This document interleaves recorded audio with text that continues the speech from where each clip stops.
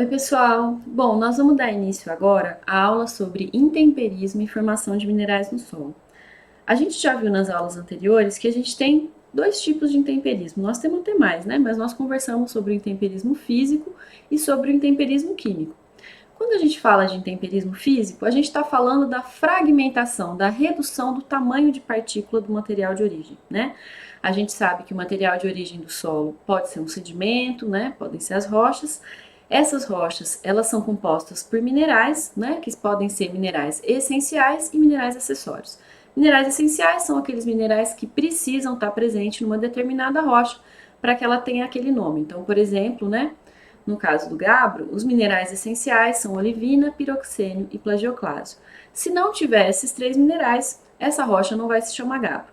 A gente já viu também que mesmo tendo esses três minerais, a gente ainda precisa ver outras coisas, né? Por exemplo, essa rocha ela é formada de forma intrusiva, ou seja, dentro da terra, ou ela é formada de forma extrusiva, né? Quando tem um derramamento de lava.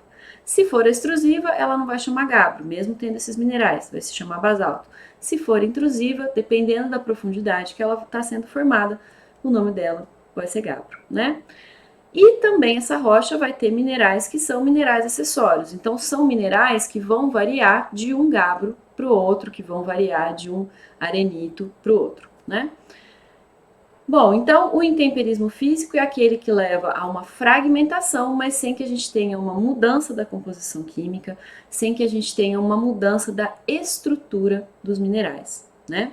A gente mantém os mesmos minerais primários que formaram a rocha, porém em frações reduzidas, formando a fração areia do solo, né? Os minerais primários vão ser encontrados no solo na fração areia. O outro tipo de intemperismo que a gente viu e que agora a gente vai discutir um pouquinho mais de detalhe é o intemperismo químico. É aquele intemperismo que leva a uma alteração da composição química, a uma alteração da estrutura do mineral, né? Então aí nós estamos vendo dois exemplos de rochas que estão sofrendo processo de intemperismo químico, né? Levando à dissolução do material, levando à perda mesmo desse material e à liberação de íons em solução. As reações do intemperismo químico, as principais reações do intemperismo químico vão ser a dissolução, a hidrólise, a hidratação, a complexação, a oxirredução, né? Então, o que nós vamos fazer agora é comentar com um pouco mais de detalhe sobre cada um desses processos de intemperismo químico. Quando a gente fala em dissolução, a gente está falando de um mineral que está na fase sólida e que vai liberar íons em solução. Ele vai se dissolver liberando íons em solução. Até quando essa dissolução vai acontecer? Até que a gente atinja o produto de solubilidade do mineral. Então, eu tenho um mineral, esse mineral libera íons em solução, isso vai estar em equilíbrio, né, com aquela fase sólida. E a gente pode ter dois tipos de dissolução. A gente pode ter aquela dissolução onde o mineral sofre dissolução e libera íons em solução numa proporção estequiométrica, ou seja, eu tenho, vamos pegar o exemplo que está aí, né? Eu tenho um carbonato de cálcio, esse carbonato de cálcio sofre processo de dissolução e vai liberar íons cálcio, íons hidroxila e ácido carbônico, né? Se a gente se a gente observar a estequiometria dessa equação aqui, nós vamos ver que as proporções estão sendo mantidas, quer dizer, eu tive a dissolução completa do carbonato de cálcio, eu tive a dissolução completa dessa molécula, né, de carbonato de cálcio quando eu tenho esse tipo de dissolução, que é chamada de dissolução congruente, né? Eu vou ter um outro tipo de dissolução também, onde o intemperismo, né, a reação de dissolução do mineral não vai levar à dissolução completa do mineral, vai levar à dissolução parcial. Vamos dar uma olhadinha aqui no esquema que vem a seguir. Então, eu tenho um mineral na fase sólida, esse mineral ele não se dissolve completamente, ele perde parte dos íons dele para a solução e o que sobra vai formar uma nova fase sólida, né, que vai ser chamada de mineral secundário. Então aqui eu tenho um mineral primário, que foi oriundo da rocha, esse mineral vai levar à formação de uma nova fase sólida e também ele vai liberar íons em solução. Então, parte dele é perdida, sim, né? Libera íons em solução, mas uma parte está formando um outro tipo de mineral, que é chamado de mineral secundário. Na dissolução congruente, eu também posso ter a formação de um mineral secundário, mas o processo é um pouquinho diferente, né? Na dissolução congruente, como a gente viu o exemplo lá do carbonato de cálcio, eu tenho a dissolução completa do mineral, libera íons em solução, existe um equilíbrio químico aqui, né? Então, essa dissolução acontece até um determinado momento. Quando a concentração de íons em solução fica alta, esse processo de dissolução para, né? Mas a gente pode ter a recombinação desses íons formando uma nova fase sólida. Então eu tenho uma fase sólida que se dissolve completamente, parte dos íons são perdidos, parte dos íons se recombinam e formam uma nova fase sólida. Dissolução congruente. Dissolução incongruente, eu tenho uma fase sólida que já a partir dela a gente origina diretamente uma outra fase sólida, que agora vai ser chamada de mineral secundário, né? Mas ela também perde íons que vão para a solução do solo, certo? Dissolução incongruente. Então, esses são os dois tipos de dissolução que a gente tem. Um aspecto que é importante a gente ter em mente, né, quando a gente está falando dos processos de dissolução, é que o tipo de mineral secundário que vai ser formado, seja por dissolução congruente ou seja por dissolução incongruente, vai depender da concentração de íons em solução. Então, o que afeta a concentração de íons em solução, né? Os processos de aqueles processos que vão levar à remoção dos íons. Então, por exemplo, o processo de lixiviação. Eu estou num ambiente de lixiviação muito intensa, eu estou perdendo muito silício, eu não vou conseguir formar minerais que tenham altos teores de silício. Porque esses minerais que têm altos teores de silício, né, os minerais do tipo 2 para 1, lembrando, né, de novo, que quando a gente fala de minerais 2 para 1, a gente está falando daqueles minerais que tem duas lâminas de tetraedro de silício para uma lâmina de octaedro de alumínio. E quando eu estou falando de mineral 1 para 1, eu estou falando de minerais que têm uma lâmina de tetraedro de silício para uma lâmina de octaedro de alumínio. Então, os minerais 1 para 1 têm bem menos silício do que os minerais 2 para 1, porque o mineral 2 para 1 tem uma lâmina a mais de tetraedro de silício, né? Por conta disso, quando eu estou num ambiente de alta lixiviação, que o silício foi perdido em grande quantidade, a gente não vai levar à formação de minerais que tenham altos teores de silício. A gente vai levar à formação daqueles minerais que têm menos silício. Caulinita, né, no caso desse exemplo aqui do feldespato, quando a gente tem baixas concentrações de silício, quando a gente tem ambientes de alta lixiviação. E posso levar à formação de lita, que é uma mica da fração argila, quando eu tenho uma baixa lixiviação de silício. Então, quando eu consigo manter aí quantidades maiores de silício em solução, tá? Gente, lembrando, né, só para relembrar, o silício tem carga 4+, ele não deveria ser perdido com tanta facilidade do sistema, porém, ele é um íon que tende a hidrolisar a água. Essa alta carga dele atrai com muita força o grupo hidroxila da água e faz com que tenha a separação do grupo hidroxila para o grupo H+. Faz com que tenha a hidrolise, né, a quebra da molécula de água, tá? E aí ele vai tá na solução do solo com carga negativa. Embora seja o silício um elemento de carga positiva, a atração desses oxigênios, né, que vieram da hidroxila vão fazer com que ele fique na solução do solo com carga negativa, tá? Então é por isso que a gente tem essa perda de silício nos solos tão intensa, né? À medida que o silício é liberado, se a gente estiver num ambiente que a passagem de água é fácil, ele vai embora mesmo. Por quê? Porque ele tem carga negativa e as argilas que a gente tem nesse início de intemperismo são argilas também de carga negativa, ou seja, eu não tenho aonde segurar esse silício para evitar a perda desse elemento químico.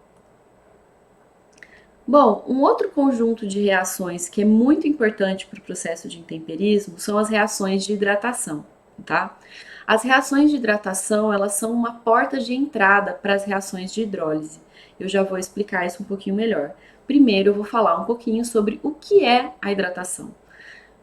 A gente já viu que as partículas, elas são carregadas, né? No início do intemperismo, as partículas são carregadas negativamente. Então, os minerais 2:1, eles têm carga negativa, né? A caulinita também tem predomínio de carga negativa. Quando a gente chega nos óxidos, aí a gente começa a desenvolver carga positiva.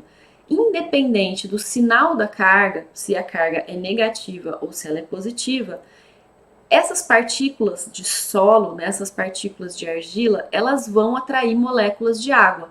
Como que elas vão fazer isso?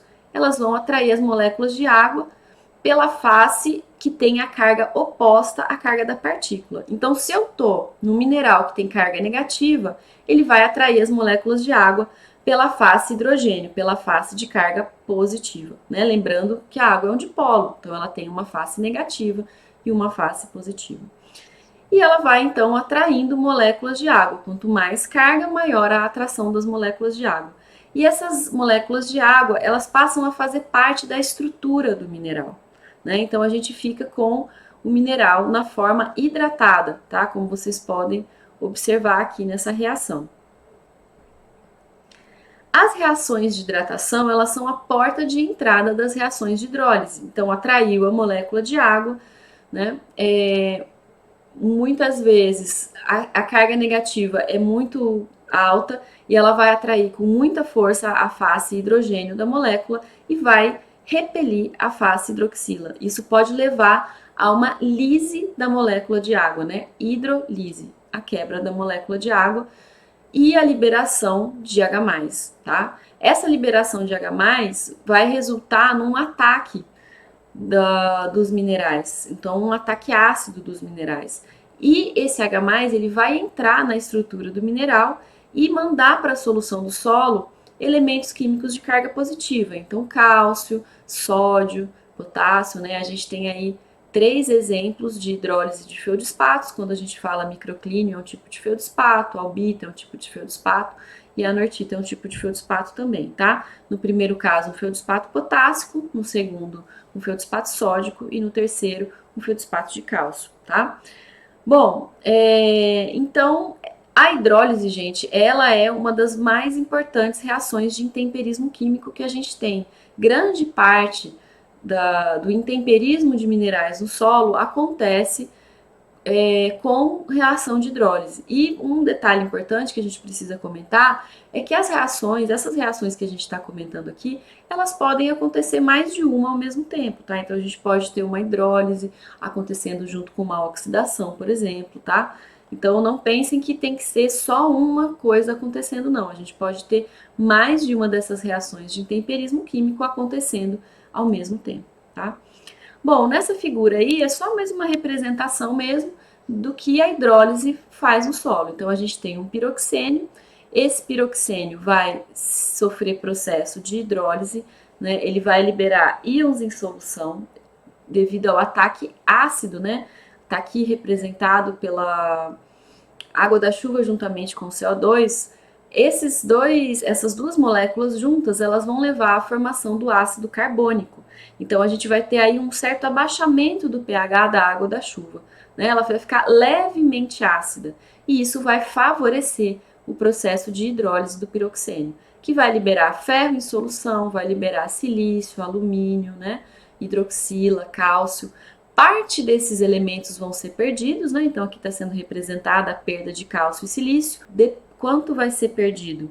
Depende do ambiente que a gente está. Se eu tiver, né, como a gente viu lá na aula de fatores e processos de formação, na parte plana da paisagem, se eu tiver num clima onde eu tenho chuva intensa, né? Então eu vou ter a descida desses íons. A chuva vai passando e vai levando parte desses íons embora, né? Em maior ou menor intensidade, dependendo aí dos fatores de formação do solo. Mas parte desses elementos vão se recombinar e vão formar uma nova fase sólida por um processo que é chamado de neossíntese, né? Então esses íons se recombinam e levam à formação de uma nova fase sólida, tá? No caso aqui, a caulinita. Esse ferro que está no piroxênio, ele é ferro reduzido, né? A gente já comentou aí em algum momento que o ambiente de formação das rochas magmáticas é um ambiente de ausência de oxigênio, ou no mínimo de uma concentração muito baixa de oxigênio. E isso faz com que os elementos químicos fiquem ali na forma reduzida. Quando isso é exposto, né, ao ar, quando isso é liberado do piroxênio e vai para a solução do solo, na presença de oxigênio, esse ferro vai sofrer processo de oxidação, que é um outro processo, né, que a gente vai ver aí de intemperismo dos minerais. Mas aqui no caso a gente teve primeiro a liberação para depois ter a oxidação, né? Esse ferro oxidado se combina com o oxigênio e leva à formação de oxidróxidos de ferro, tá? Então, mostrando aí todo como que a hidrólise ela atua no processo de intemperismo. A gente sai de um mineral primário, que é o piroxênio, esse mineral primário libera íons em solução, esses íons se recombinam e formam uma nova fase sólida, formam um mineral secundário. A gente comentou, né, e aqui é só mais um exemplo, que dependendo do ambiente de lixiviação, a gente vai ter a formação de um produto desse intemperismo do mineral primário. Então, se a gente está num ambiente que não tem uma remoção muito intensa do silício, a gente vai ter um processo de dicialitização ou bicialitização. O que é isso? É a formação de minerais do tipo 2 para 1. Lembrem-se, di ou bi, 2, né, do 2 para 1 do mineral, tá? Uma forma aí, só uma forma de vocês conseguirem lembrar o nome, tá, gente? Monocialitização, já estou num ambiente que tem uma remoção um pouco mais intensa dos íons que estão em solução, né? E aí eu não tenho tanto silício ficando disponível e por conta disso eu vou ter a formação de minerais que têm um pouco menos de silício, minerais 1 para 1, mono 1, tá? Então, dicialitização ou bicialitização, formação de minerais 2 para 1. Monocialitização, formação de minerais 1 para 1.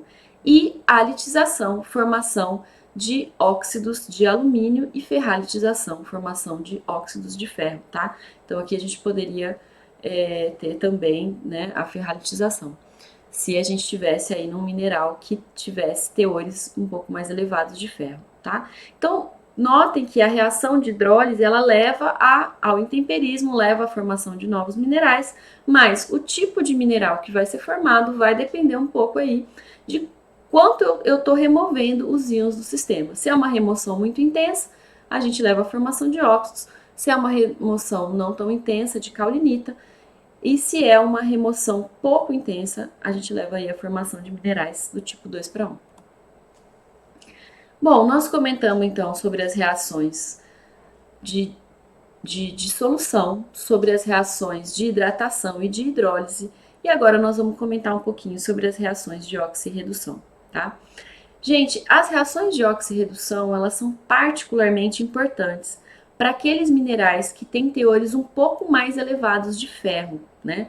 Por quê? Porque quando a gente tem um ferro na estrutura do mineral, esse ferro está na forma de ferro 2, a hora que a gente tem a oxidação desse ferro, então a hora que esse ferro passa de ferro 2 para ferro 3, a gente tem uma mudança na quantidade de carga que esse mineral tem, né? Eu tô saindo de uma carga 2 para uma carga 3 Então, eu vou precisar perder aí um pouco de cátions da estrutura desse mineral para manter o balanço de cargas dentro dele, tá? Então, às vezes a gente tem a oxidação do ferro e com isso a gente tem a saída de elementos que estão na entrecamada, por exemplo, né?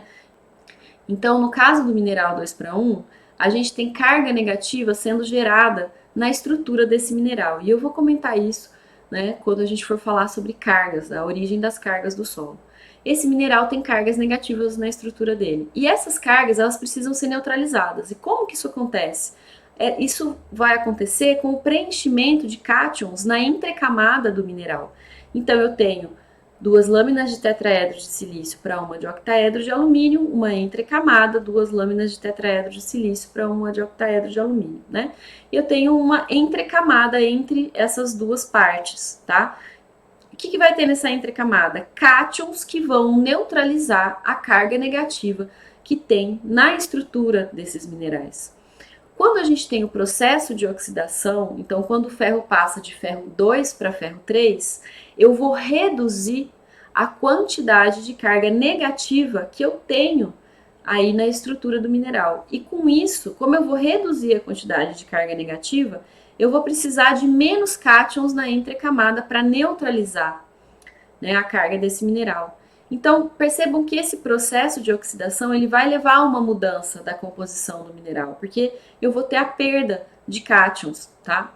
Se eu tiver num mineral que o ferro é um constituinte menor, como nos anfibólios, como nas micas, tá? Essa oxidação ela não vai acarretar uma mudança tão importante na estrutura do mineral. A gente vai ter uma perda de carga negativa, mas esse mineral ele não se desmantela. Quando o ferro é um constituinte maior, como a gente vê na pirita, quando a gente vê na ilmenita, a oxidação ela pode levar à desintegração completa da estrutura do mineral, tá? Por quê? Porque a gente tira muito a carga negativa desse mineral, a gente aumenta a quantidade de carga positiva, né? E isso vai levar aí à saída de outros elementos químicos da estrutura. As reações de oxidação, gente, e redução, elas são muito importantes para o intemperismo, tá? Mas não só para isso, né? Também são reações que vão falar muito sobre a disponibilidade dos elementos químicos no solo, né? Bom, eu vou mostrar isso para vocês daqui a pouco, a importância das reações de oxirredução em termos de disponibilidade dos nutrientes no solo, mas antes disso eu queria mostrar para vocês a reação da pirita no solo, né? A pirita é um mineral que está presente em solos que estão em ambientes redutores, né, em ambientes alagados, e também em solos que são menos intemperizados, é um mineral mais comum em solos menos intemperizados. Ela é um mineral estável em condições de ausência de oxigênio, mas quando a gente expõe a pirita, tem essa fórmula aqui, ao oxigênio, a gente rapidamente converte ela a um outro mineral que é chamado de jarosita, e além disso a gente tem a liberação de ácido sulfúrico, né? Então, ó, eu tenho aqui, ó, H+, 2H+, com SO4, então H2SO4, né, gente? E essa liberação de H+, ela vai levar a um abaixamento do pH. Então, solos que têm pirita, quando a gente faz o processo de drenagem desse solo artificialmente, né, ou mesmo naturalmente, a gente expõe a pirita ao oxigênio.